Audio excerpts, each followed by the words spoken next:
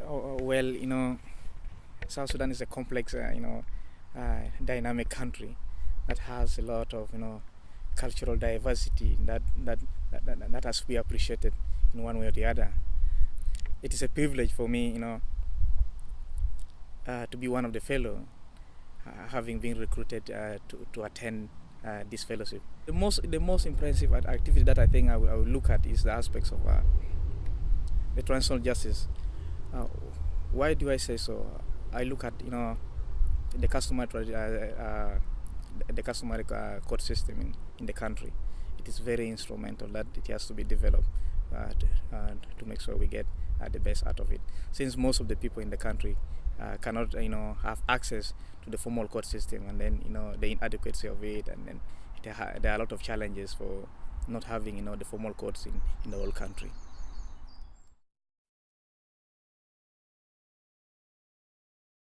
Yeah, well, the series of activities that I look into.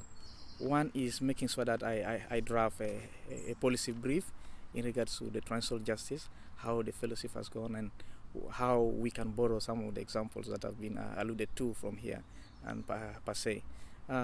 Another thing that we are trying to look into it is the aspects of documentations on the human rights violations. There are a lot of human rights violations that has occurred in the country, but nobody is taking initiative of doing that.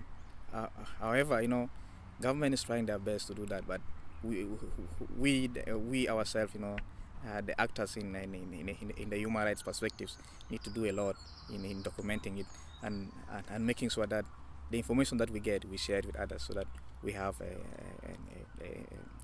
aspects of accountability, yeah, in what happened, in whatever crimes that has been committed. Another thing that I'm looking into that is very important for me to do is to have the access to legal the access to legal aid, or to access to the formal court. How can people get access to that? By making sure that we involve our members. Our members are all lawyers. How do we involve those lawyers? Engaging them in handling pro bono cases. How are pro bono always being done in making sure that they get to know who are the indigents. How looking at the means and the merit, and the means and the merit of the cases. Then at the end of the day, then you select them, and then you get to help them where necessary. And then another thing that we need to do is doing training for the paralegals. We need to have the paralegals. When you say lawyers are the one to do all those things, it will not be possible, because the paralegals will help in one way or the other, by making sure that they advise the populace, they advise the local communities or the chiefs in handling their cases on their daily basis. And then another thing that we think it is very important is to have the aspects of awareness raising.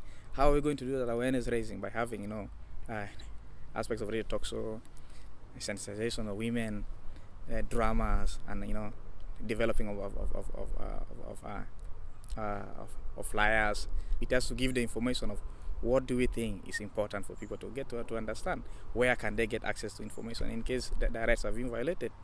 How can they go about it? Making sure that we have the information available and give it to them, so that at the end of the day they get to know what is happening. Another thing that we're also looking at, the aspects of dialogues. Dialogue is very important, because for a peaceful coexistence of all the people in South Sudan, we must understand that we are people from from different ethnic groups, but living in one country. We must embrace that we are all South Sudanese. We should not say I am from particular tribe. It will not help us in one way or the other. So we need to make sure we have series of dialogues, so that all the stakeholders get involved in it, and then get to understand that actually we are one people, but our differences we need to leave it behind, and then looking at the peaceful coexistence in one country.